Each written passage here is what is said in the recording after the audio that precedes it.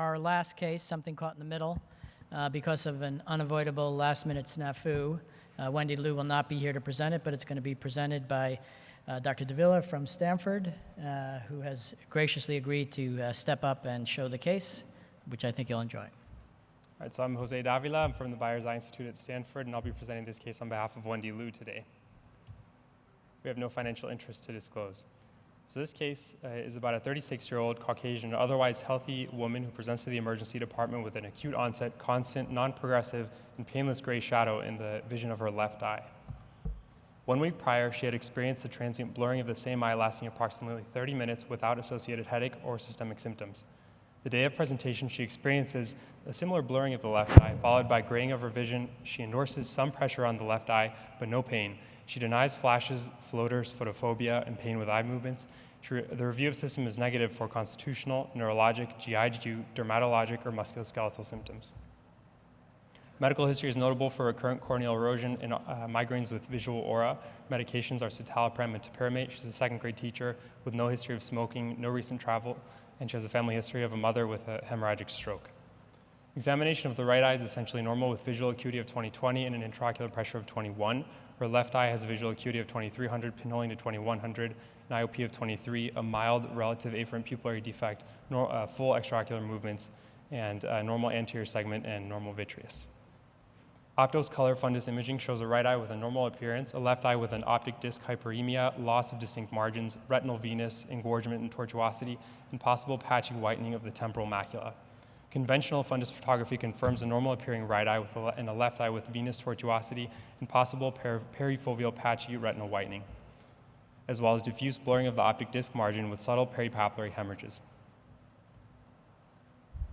Due to concern for optic nerve involvement, she underwent Humphrey Visual Field 24-2 testing. The right eye shows nonspecific losses along the inferonasal rim, and the left eye shows relatively dense depressions in the nasal quadrants greater superiorly than inferiorly.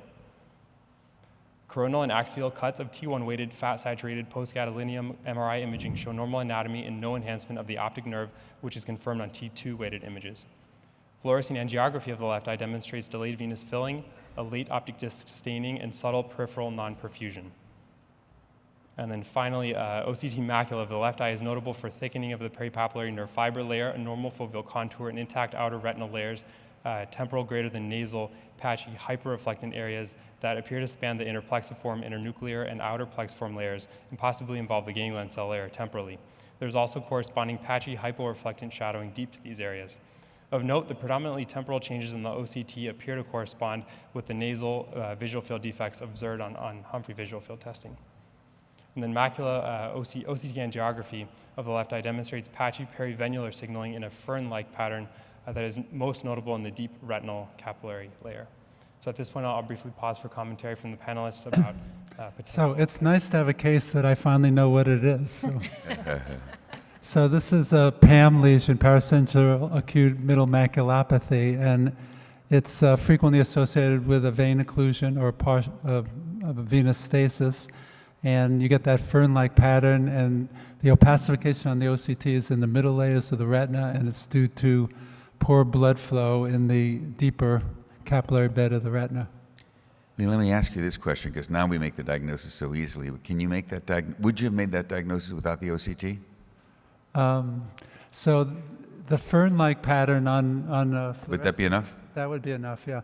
This was actually described by David Browning many years ago as whitening along the veins in patients with central retinal vein occlusion.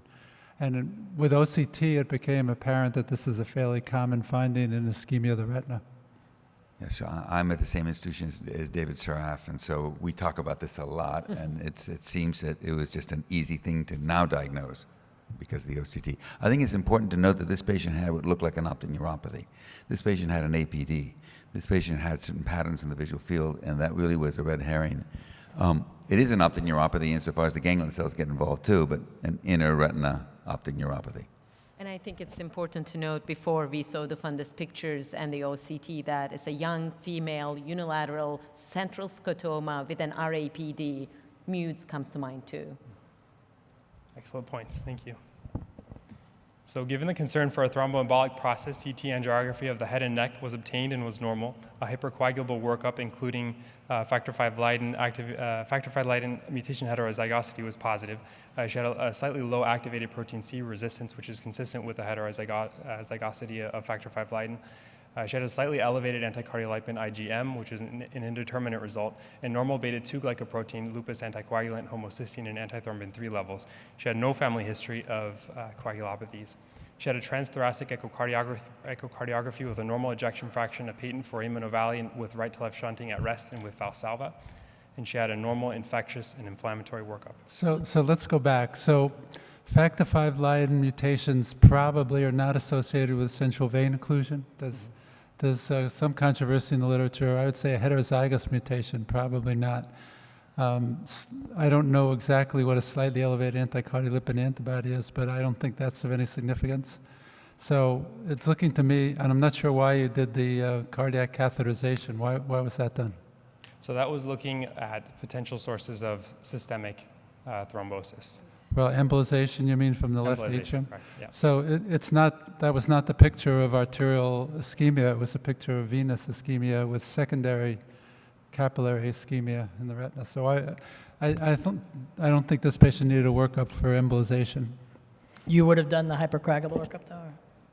Yeah, any young patient with venous occlusion, central vein occlusion, I think you need it. But again, the factor V Leiden is I'm not sure I would have done it. So. All right, so given the aforementioned findings, the patient was diagnosed with central retinal vein occlusion with a paracentral acute middle maculopathy in the setting of factor V Leiden heterozygosity. Visual acuity improved to 2040 one day after presentation and 2020 2 months after presentation. And she was actually started on anticoagulation with Lovenox for 6 months. At 2 months, the optos fundus photography demonstrated resolution of optic disc edema, a normal appearing retinal vasculature, and improvement of the prior patchy retinal whitening. Fluorescein angiography of the left eye showed normal appearing fluorescence of the optic disc and normal vascular filling time with a residual temporal peripheral non-perfusion. Follow-up OCT of the left eye showed improvement of the patchy middle retinal hyperreflective areas, less shadowing effect, and an interval thinning of the temporal macula. Yeah, so the opacification disappears, but the retina thins, so there's loss of cells. And again, I wouldn't have anticoagulated the patient, so there's not really any evidence that that helps with a patient with a central vein occlusion. So although many cohort studies suggest that there's an increased frequency between the APCR and factor V Leiden in patients with CRVO, a review published by Dr. Fagan in I-2002 found that while hyperhomocystinemia and antiphospholipid antibody syndrome are associated with an increased risk of CRVO, only 2 of 9 studies that looked at the incidence of APCR and factor V Leiden comparing to a control cohort found that there was a significantly increased incidence of the mutation.